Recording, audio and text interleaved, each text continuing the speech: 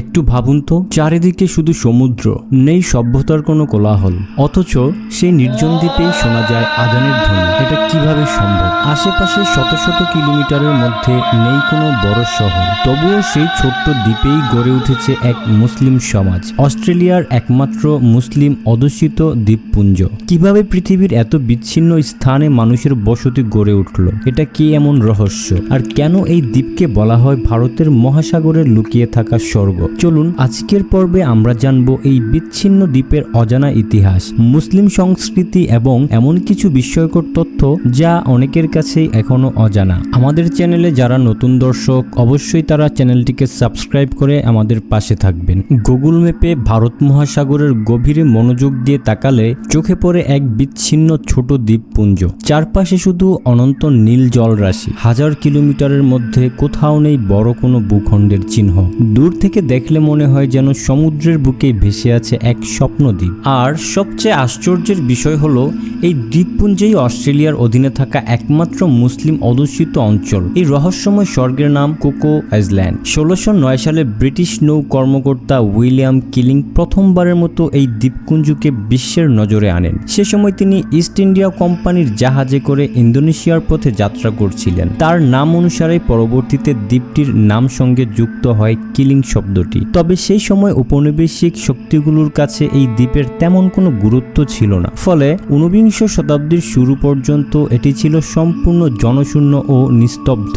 বিশাল ভারত মহাসাগরের মাঝখানে অবস্থিত এই দ্বীপ তখন কেবল সামুদ্রিক পাখি, নারকেল গাছ আর উতাল ঢেউয়ের আবাসস্থল ছিল।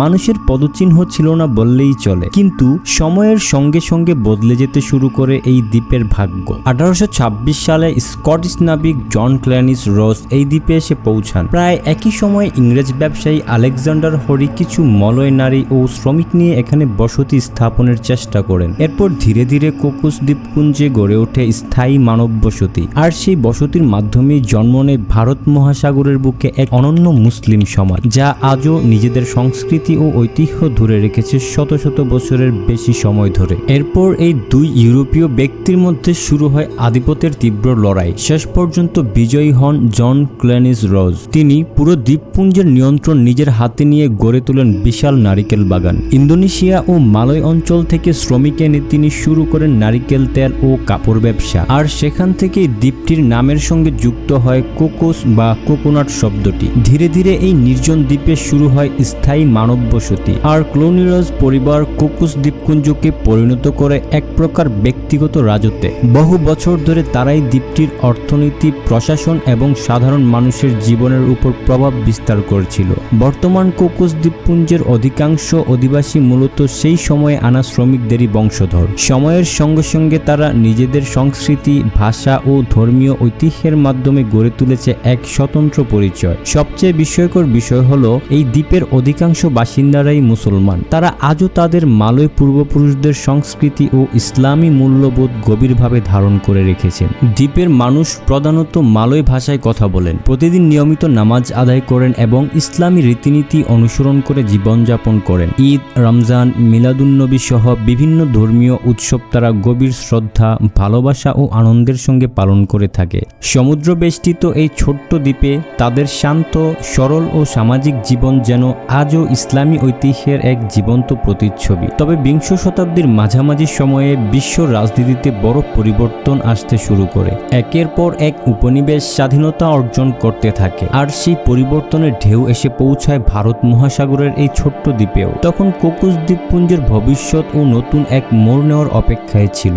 1955 সালে কোকোস আইল্যান্ড আনুষ্ঠানিকভাবে অস্ট্রেলিয়ার একটি এক্সটার্নাল টেরিটরি বা বাহিরের অঞ্চল হিসেবে স্বীকৃতি পায়। এর মাধ্যমে দ্বীপটি প্রশাসনিক দায়িত্ব সরাসরি অস্ট্রেলিয়ার অধীনে চলে আসে। এরপর 1978 সালে অস্ট্রেলিয়া সরকার ক্ল্যানিস রোজ ফ্যামিলি এর কাছ থেকে দ্বীপপুঞ্জের সম্পূর্ণ নিয়ন্ত্রণ কিনে নেয়। ইতিহাসবিদদের মতে এটি ছিল কোকোস দ্বীপের ইতিহাসে এক যুগান্তকারী পরিবর্তন, কারণ প্রায় 1.5 শতাব্দী ধরে ক্লোনিস রোজ পরিবার এই দ্বীপটিকে নিজেদের ব্যক্তিগত রাজত্বের মতো পরিচালনা করছিলেন। কিন্তু অস্ট্রেলিয়ার হাতে নিয়ন্ত্রণ চলে যাওয়ার পর দ্বীপের প্রশাসনিক কাঠামো এবং সাধারণ মানুষের জীবনযাত্রায় নতুন অধ্যায়ের সূচনা হয়। এরপর 1984 সালে জাতিসংঘের তত্ত্বাবধানে দ্বীপটিতে একটি গণভোট অনুষ্ঠিত হয়। সেখানে দ্বীপবাসীরা সিদ্ধান্ত নেন যে তারা অস্ট্রেলিয়ার অধীনেই নিজেদের ভবিষ্যৎ দেখতে চান।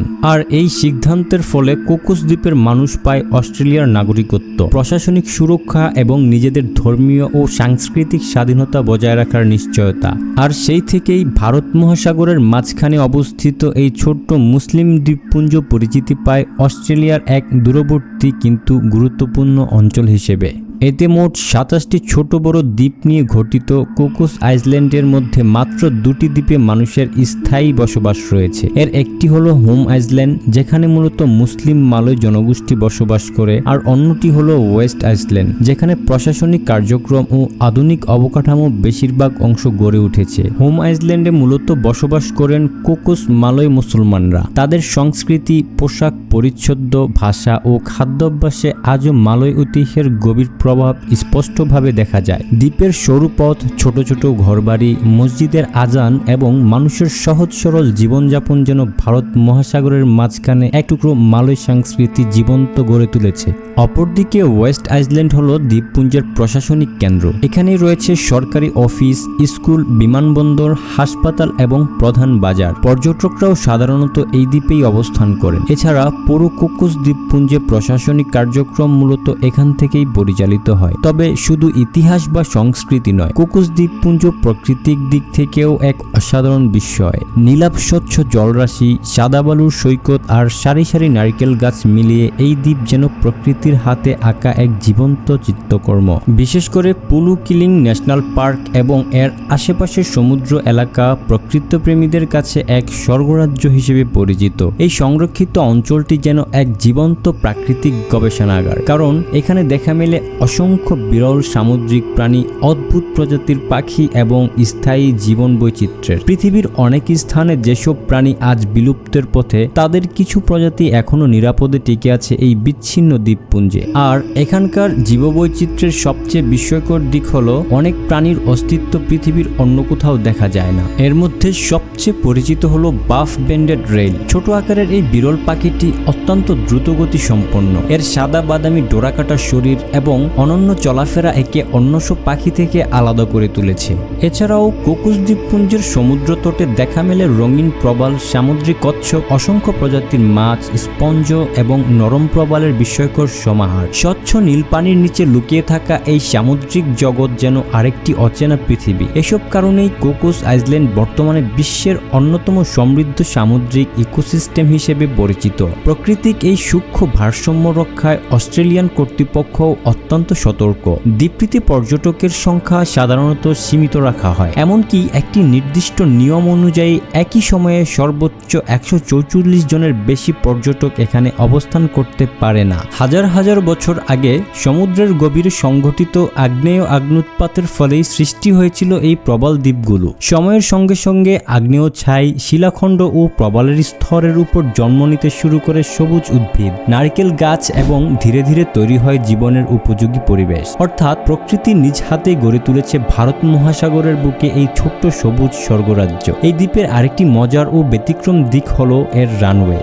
এখানে বিমান অবতরণ আর গলফ খেলা দুটি একই এলাকায় পরিচালিত হয়। একই দিকে যখন ছোট বিমান রানওয়েতে নামছে, অন্যদিকে ঠিক পাশেই মানুষ খেলছে গলফ। এই অদ্ভুত কিন্তু আকর্ষণীয় বৈশিষ্ট্য আজ কোকোস দ্বীপপুঞ্জকে পর্যটকের কাছে আরো বেশি অনন্য করে তুলেছে। ছোট্ট এই দ্বীপপুঞ্জ আকারে যতই ক্ষুদ্র হোক না কেন, কৌশলগত দিক থেকে এটি অস্ট্রেলিয়ার জন্য অত্যন্ত গুরুত্বপূর্ণ। কোকোস আইল্যান্ড দীর্ঘদিন ধরেই বেসামরিক ও সামরিক বিমান ঘাঁটি হিসেবে ব্যবহৃত হয়ে আসছে।